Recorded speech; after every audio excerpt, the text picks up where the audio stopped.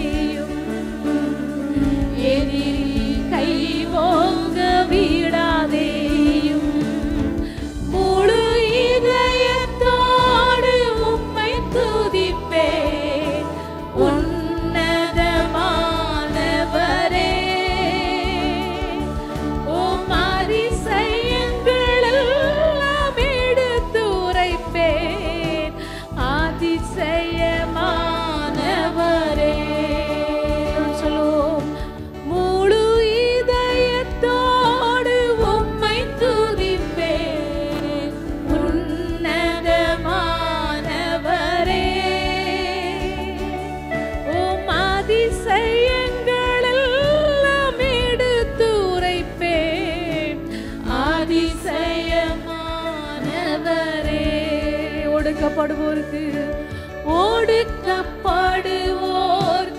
அடைக்கலமே நெருக்கடி வேளையில் புகலிடமே ஒடுக்கப்படுவோர்க்கு அடைக்கலமே நெருக்கடி வேளையில் புகலிடமே நெருக்கடி வேளையில் புகலிடமே நெருக்கடி வேளையில் புகலிடமே முழு இதயத்தோடு உம்மை துதிப்பேன் உன்னதமானவரே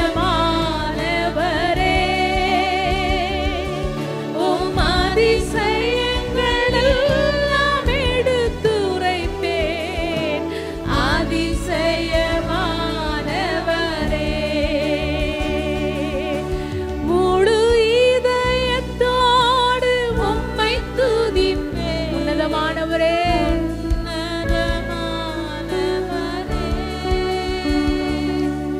உம் அதிசயங்களெல்லாம் எடுத்துரைப்பேன்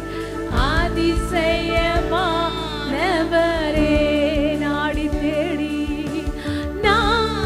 தேடி வரும் மனிதர்களை தகப்பன் கைவிடுவதே இல்லை நாடி தேடி வரும் மனிதர்களை தகப்பன் கைவிடுவதே இல்லை ஒருபோதும் கைவிடுவதே இல்லை ஒருபோதும் கைவிடுவதே இல்லை முழு இதயத்தோடு உம்மை துதிப்பேன்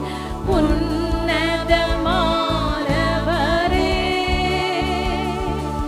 உம் அதிசயங்களெல்லாம் எடுத்துரைப்பேன் அதிசயமானவரே முழு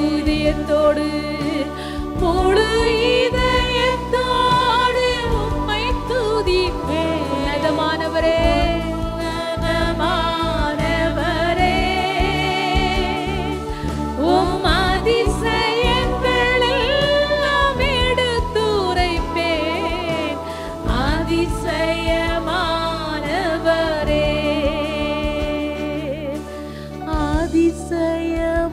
அதிசயமானவரே நீர் அதிசயமானவரே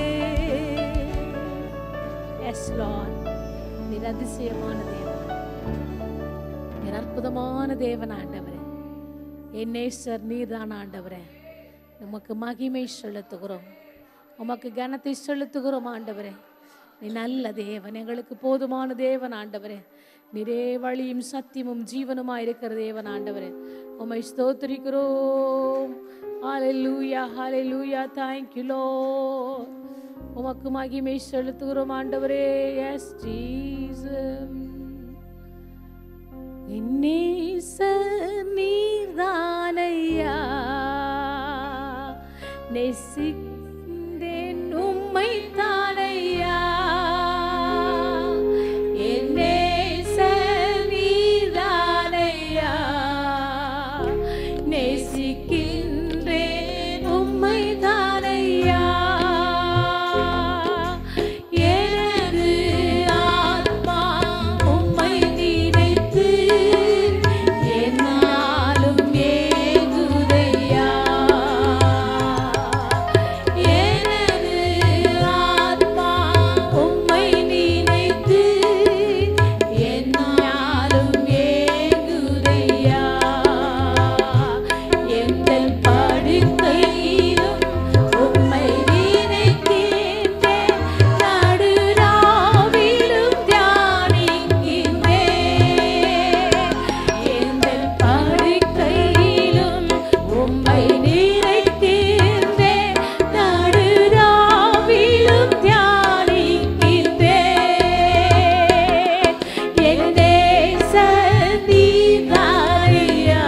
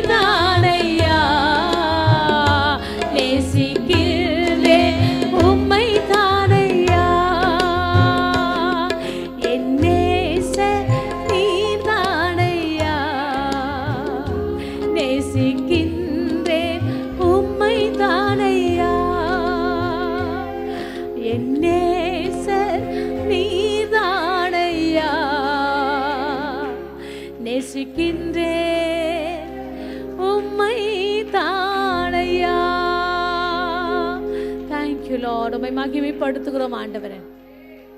எங்களை மறக்காத தேவன் ஆண்டவரே, இந்த நிமிஷம் வரை மறக்காதவர், இனியும் மறவாதவர் ஆண்டவரே. உடைய கிருபைகளுக்காய் ஸ்தோத்திரம், உடைய இரக்கத்துக்காய் ஸ்தோத்திரம், உடைய தயவுக்காய் ஸ்தோத்திரம் ஆண்டவரே. மகிமைக்காய் ஸ்தோத்திரம், உடைய பிரசன்னத்துக்காய் ஸ்தோத்திரம் ஆண்டவரே.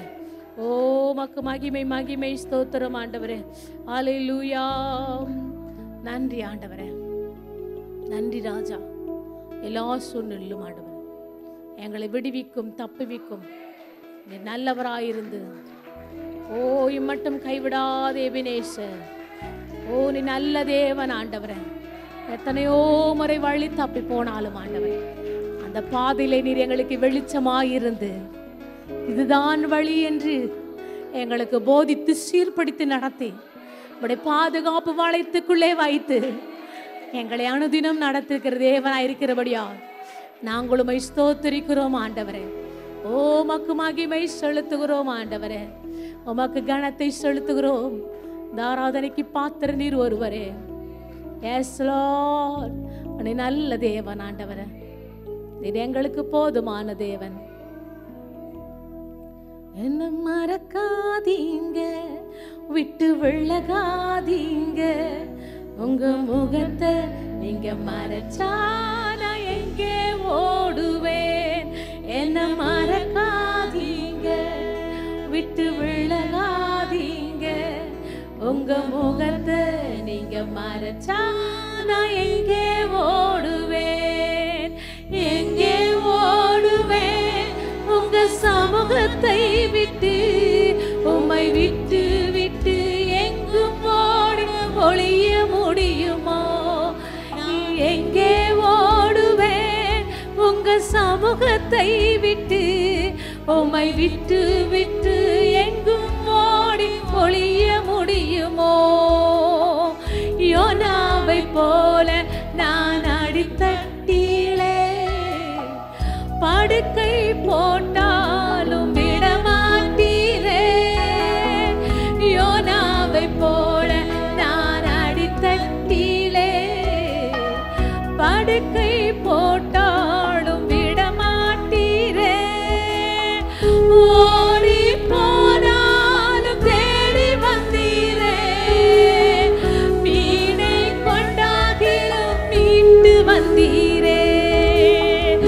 ஓடி போனாலும் தேடி வந்தீரே, மீனை கொண்டாகிலும் மீண்டு வந்தீரே. என்ன மறக்காதீங்க, விட்டு விலகாதீங்க, உங்க முகத்தை நீங்க மறைச்சா நான் எங்கே ஓடுவேன். என்ன மறக்காதீங்க, விட்டு விலகாதீங்க, உங்க முகத்தை நீங்க மறைச்சா நான் எங்கே ஓடுவேன். எங்கே ஓடுவேன் உங்க சமூகத்தை விட்டு, உம்மை விட்டு விட்டு எங்கும் ஓடி ஒளிய முடியுமோ? நான் எங்கே ஓடுவேன் உங்க சமூகத்தை விட்டு, உம்மை விட்டு விட்டு எங்கும் ஓடி ஒளிய முடியுமோ?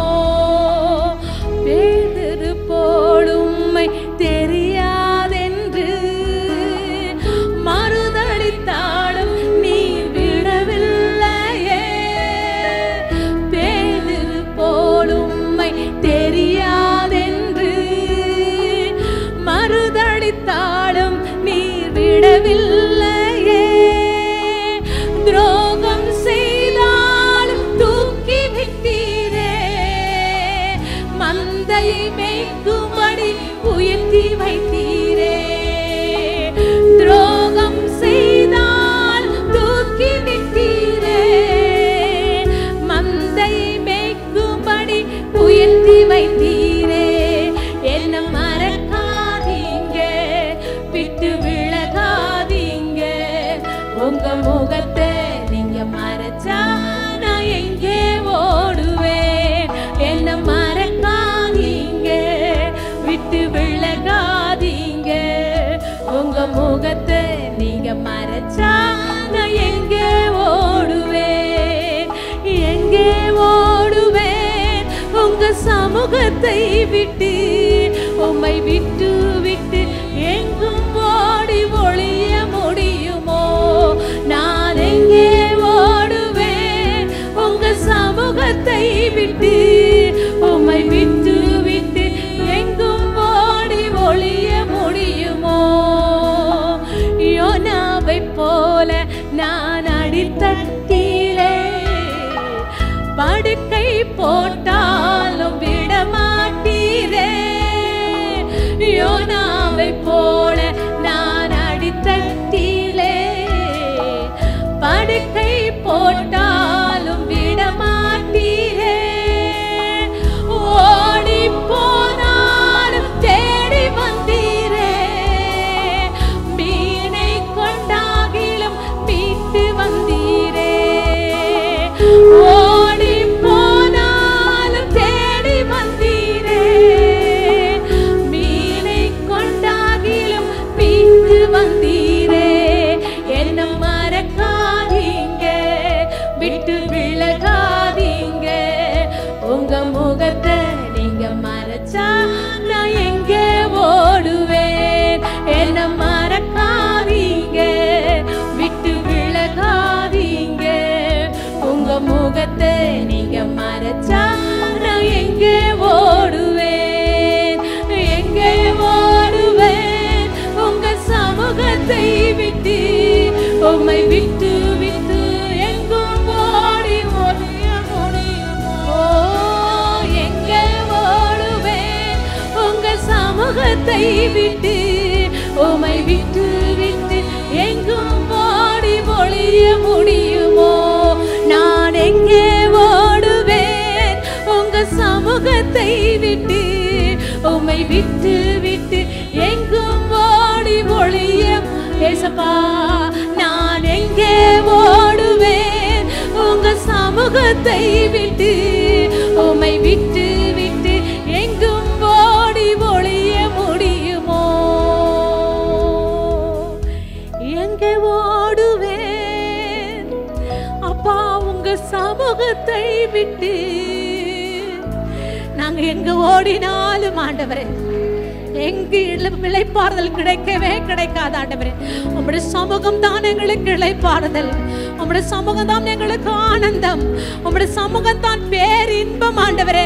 உம்முடைய சமூகம் தான் ஆண்டவரே எங்களுக்கு சமாதானம்.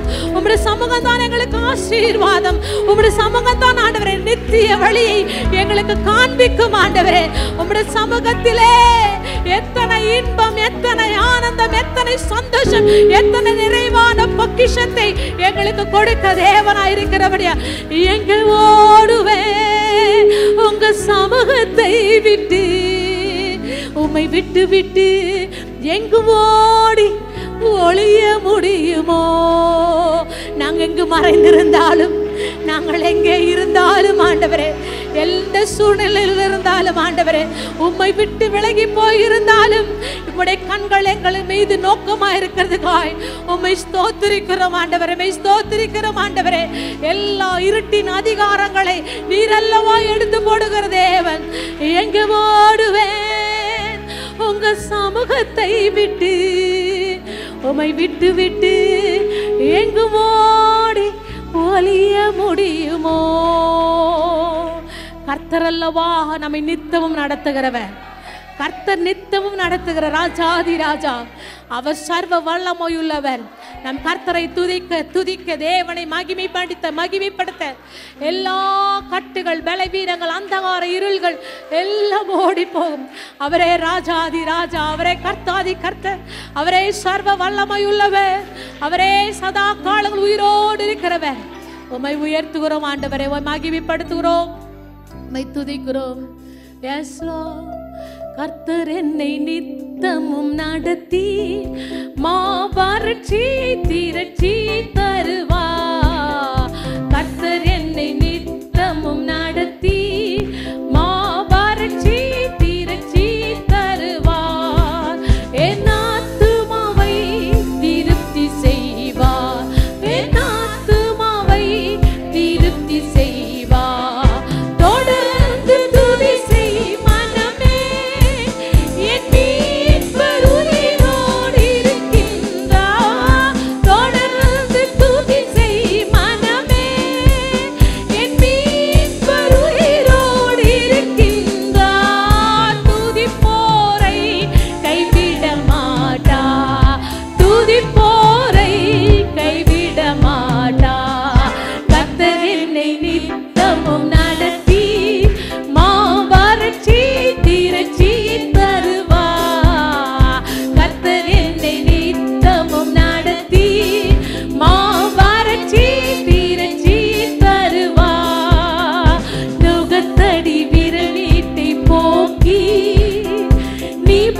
தீமை நடுவில் நின்று நீக்கி விட்டி போக்கி தொடர்ந்து துதி செய் மனமே என் மீட்பர் உயிரோடு இருக்கின்றார். தொடர்ந்து துதி செய் மனமே என் மீட்பர் உயிரோடு இருக்கின்றார். துதிப்போரை கைவிட மாட்டார், துதிப்போரை கைவிட மாட்டார். கர்த்தர் என்னை நித்தமும் நடத்தி மாவறட்சியை தீரச்சி தருவார். கர்த்தர் என்னை நித்தமும் நடத்தி மாவறட்சியை தீரச்சி தருவார். அவர் சொல்லி நடக்காததேது, அவர் வார்த்தை தரையில் விழாது. அவர் சொல்லி நடக்காததேது, அவர் வார்த்தை தரையில் விழாது. சொன்னதிலும் அதிகம் செய்வார், என்னை நன்றியுடன் பாட செய்வார். சொன்னதிலும் அதிகம் செய்வார், என்னை நன்றியுடன் பாட செய்வார். தொடர்ந்து துதி செய் மனமே என் மீட்பர் உயிரோடு இருக்கின்றார். தொடர்ந்து துதி செய் மனமே என் மீட்பர் உயிரோடு இருக்கின்றார். துதிப்போரை கைவிட மாட்டார், துதிப்போரை கைவிட மாட்டார். கர்த்தர் என்னை நித்தமும் நடத்தி மாவறட்சியை தீரச்சி தருவார். கர்த்தர் என்னை நித்தமும் நடத்தி மாவறட்சியை தீரச்சி தருவார். என் ஆத்துமாவை திருப்தி செய்வார், என் ஆத்துமாவை திருப்தி செய்வார். தொடர்ந்து துதி செய் மனமே என் மீட்பர் உயிரோடு இருக்கின்றார். தொடர்ந்து துதி செய் மனமே என் மீட்பர் உயிரோடு. திரும்பமாய் சொல்வோம், தொடர்ந்து துதி செய் மனமே, தொடர்ந்து துதி செய் மனமே என் மீட்பர் உயிரோடு இருக்கின்றார். தொடர்ந்து துதி செய் மனமே என் மீட்பர் உயிரோடு இருக்கின்றார். துதிப்போரை கைவிட மாட்டார், துதிப்போரை கைவிட மாட்டார். கர்த்தர் என்னை நித்தமும் நடத்தி மாவறட்சியை தீரச்சி தருவார். கர்த்தர் என்னை நித்தமும் நடத்தி மாவறட்சியை தீரச்சி தருவார். என் ஆத்துமாவை திருப்தி செய். எல்லாரும் சொல்லுவோம், என் ஆத்துமாவை திருப்தி செய்வார், என் ஆத்துமாவை திருப்தி செய்வார், என் ஆத்துமாவை திருப்தி செய்வார். தொடர்ந்து துதி செய் மனமே என் மீட்பர் உயிரோடு இருக்கின்றார். தொடர்ந்து துதி செய் மனமே என் மீட்பர் உயிரோடு இருக்கின்றார். எல்லாரும் தொடர்ந்து துதி செய் மனமே, துதி செய் மனமே என் மீட்பர் உயிரோடு இருக்கின்றார். தொடர்ந்து துதி செய் மனமே என் மீட்பர் உயிரோடு இருக்கின்றார். துதிப்போரை கைவிட மாட்டார், துதிப்போரை கைவிட மாட்டார், துதிப்போரை கைவிட மாட்டார். துதிப்போரை, துதிப்போரை, துதிப்போரை கைவிட மாட்டார், துதிப்போரை கைவிட மாட்டார். கர்த்தரை நாம் ஸ்தோத்திரிக்க ஒவ்வொரு நாட்களிலும், ஒவ்வொரு நிமிஷமும், ஒவ்வொரு வேளைகளிலும் கர்த்தரை நாம் ஸ்தோத்திரிக்க, துதிக்க, மகிமைப்படுத்த அவருடைய நாமம் உயர்ந்து கொண்டே இருக்கும் பொழுது கர்த்தர் நம் குடும்பங்களையும், நம் பிள்ளைகளையும், நம் கணவனையும், நீ எல்லாவற்றிலும் கர்த்தர் நம்மை மேன்மைப்படுத்தி கொண்டே இருப்பார். துதிப்போரை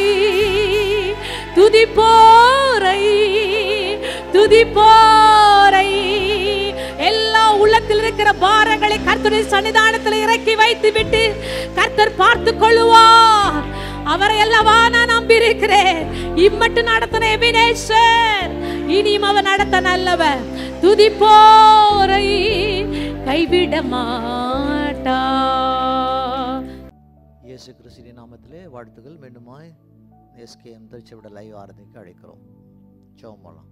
நல்ல ஆண்டவரே, அந்த காலை வேலைக்கு ஜெபிக்கிறோம். எலக்ட்ரிக் பவர், ஆடியோ, வீடியோ எல்லா விதமான பொருட்களை கர்த்தர் மறைத்து கொள்ளும் கிருபையாரும் இயேசு நாமத்திலே ஜெபிக்கிறோம் நல்ல பிதா, ஆமென். இந்த நாளிலும் நாம் பார்க்க போகிற தலைப்பு, உங்கள் வாழ்க்கையை கணக்கெடுங்கள். நம்முடைய வாழ்க்கை ஆவிக்குரிய காரியத்திலே நம்முடைய வாழ்க்கை எப்படி இருக்கிறது என்பதை நாம் கணக்கிட வேண்டும்.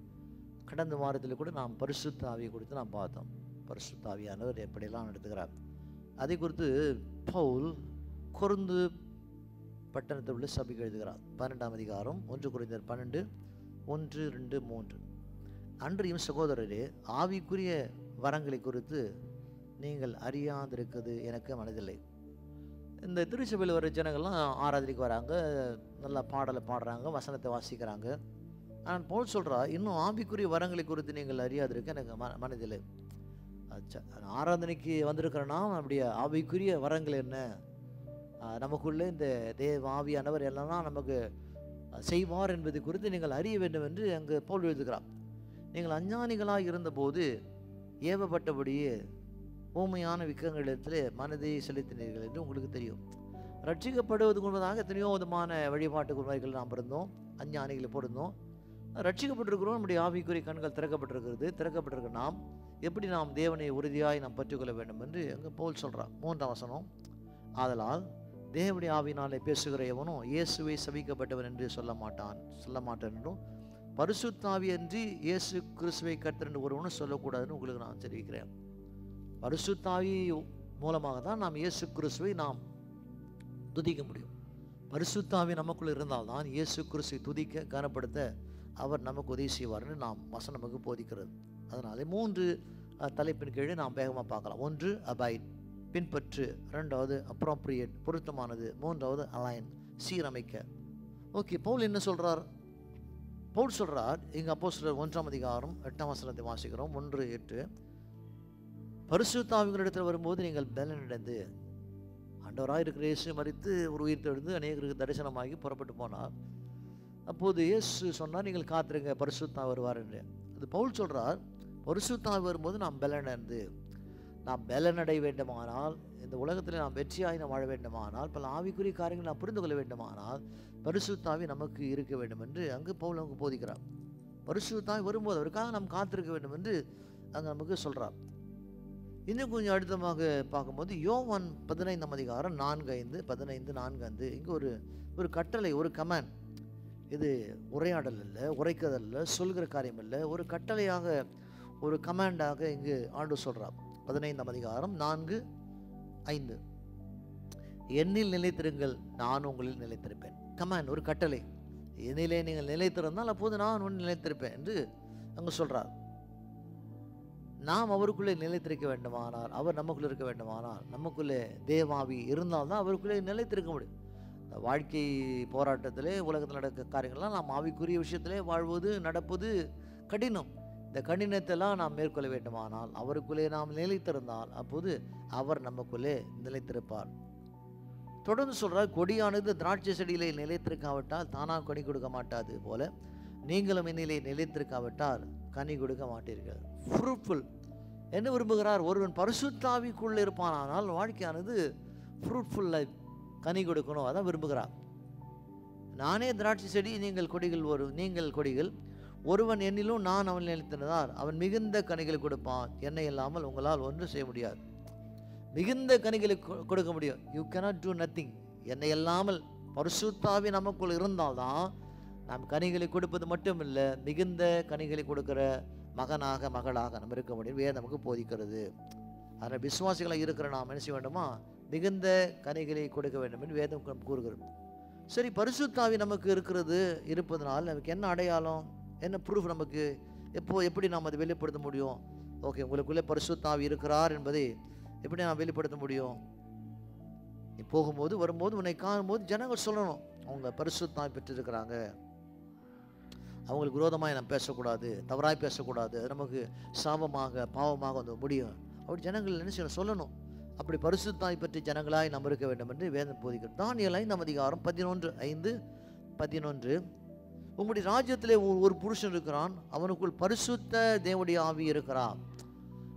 பாருங்க, இப்போ பாபிலோனில் ஜனங்க சொல்றாங்க, நேபுகாத்நேச்சருக்கு பிறகு அவன் மகன் வாழ்ந்த நாட்கள் இந்த ராஜ்யத்தில் ஒருத்தன் இருக்கிறான், அவன் இஸ்ரவேலிருந்து கொண்டு வரப்பட்டுள்ள அநேக அடிமையில் அவன் ஒருத்தன் தான். ஷாத்ராக், மேஷாக், ஆபேத்நேகோ, அதே போல இந்த தானியேல் ஒரு தான். ஆனால் அவன் எப்படிப்பட்டவன்? அவனுக்குள் பரிசுத்த தேவனுடைய ஆவி இருக்கிறான் என்று சொல்றாங்க. நம்மை பார்த்து ஜனங்கள் சொல்ல வேணும், நமக்குள்ளே பரிசுத்த ஆவி இருப்பதை ஜனங்கள் சொல்லணும். அது மட்டும் இல்லை, என்ன சொல்றாங்க? உங்களுடைய பிதாவின் நாட்களில் வெளிச்சமும் விவேகமும் தேவர்களை ஞானத்துக்கு ஒத்த ஞானமும் அவரிடத்தில் காணப்பட்டது. சாதாரணமாக இல்லை, நல்ல ஒரு ஞானம் அவனுக்குள்ளே காணப்பட்டது. பரிசுத்த ஆவி நமக்குள்ள இருக்க மாதிரி செய்வார், விவேகத்தை கொடுப்பார், வெளிச்சத்தில் நடத்துவார், ஞானத்துக்கு ஒத்த ஞானத்தை கொடுப்பார். அடுத்த வசனம், ராஜாவினால் பெல்ஷாத்சாருடைய என்னும் பெயரிடப்பட்ட அந்த தானியேலுக்கு சொப்பனங்களை வியார்த்தியானம் பண்ணவும் புதை பொருளை வெளிப்படுத்துகிறதும் கருகலான தெளிவுகிறமான அறிவும் புத்தியும் விசேஷித்த ஆவியும் ஒன்று காணப்பட்டது. இப்போது தானியேலை அழைக்கப்பட்டும் அவன் அர்த்தங்களை வெளிப்படுத்துவான் என்றான். அது மட்டுமே சொல்றாங்க, இந்த தானியேல் சாதாரண ஆள் இல்லை. யார் சொல்வது? ஜனங்கள் சொல்றாங்க, அங்க இருக்கிற பிரஜா ஜனங்கள்.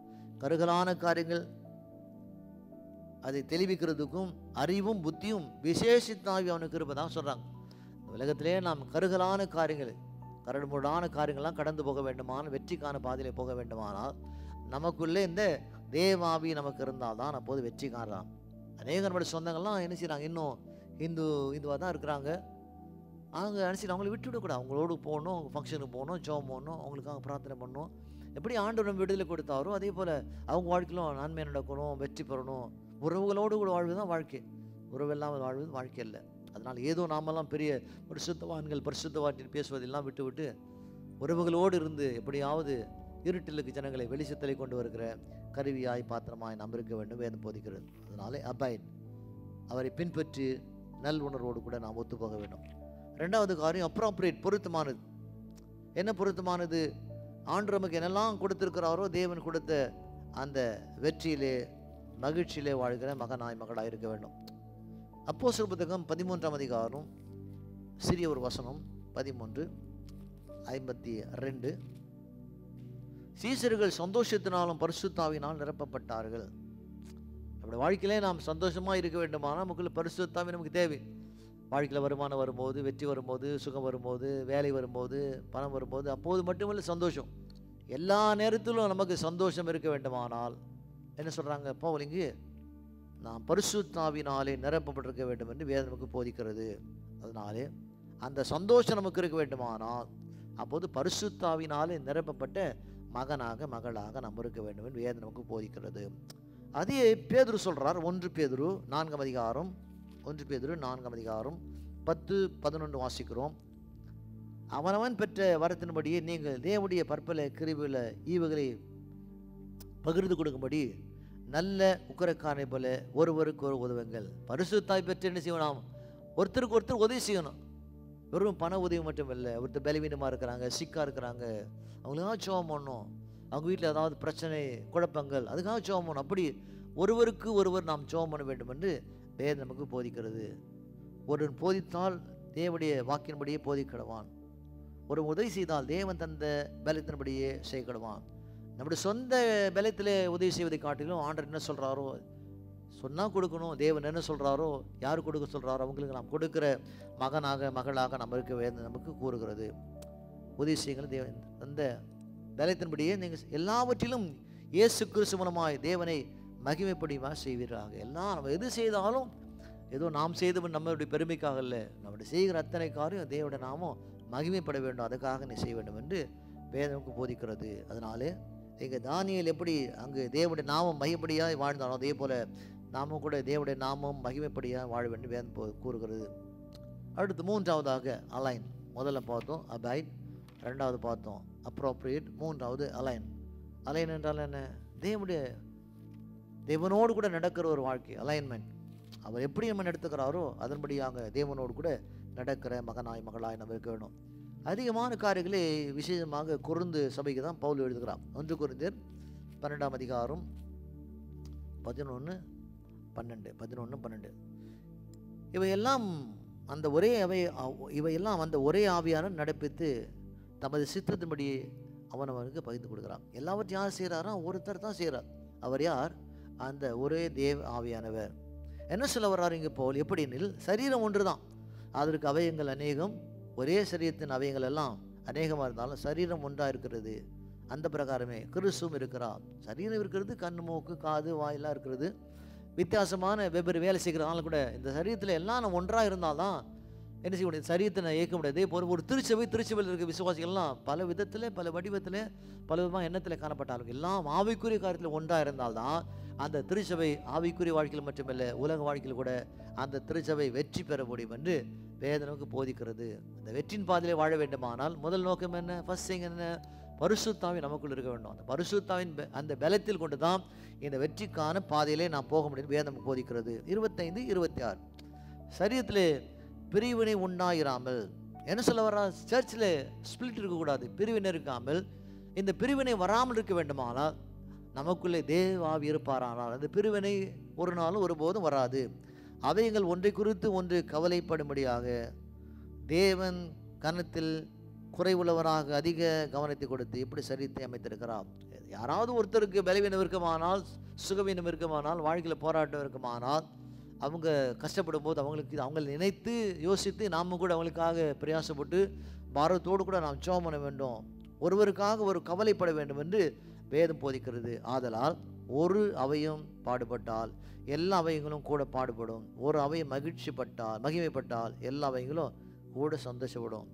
ஒரு சர்ச்சில் வரும்போது எப்படி குடும்பத்தில் ஒருத்தருக்கு நோயமாக இருக்கும்போது குடும்பத்தில் எல்லாம் வேதனைப்படுறாங்களோ அதே போல் ஒரு திருச்சபையில் யாராவது ஒருத்தர் கஷ்டப்படும் போது வேதனைப்படும் போது ஹாஸ்பிட்டல் இருக்கும்போது இல்லை குழந்தைகள் சிக்காக இருக்கும்போது நாமும் அதை குறித்து நம்முடைய குடும்பத்தில் நடக்கிறது போல நினைத்து அந்த குடும்பத்துக்காக, நபருக்காக, குழந்தைக்காக, அந்த வாலி பெண்ணுக்காக, வாலிபான்களுக்காக, கணவனுக்காக, மனைவிக்காக ஜபிக்கிற மகனாய் மகளாய் நம்ம இருப்போமானால் வெற்றி காணலாம்.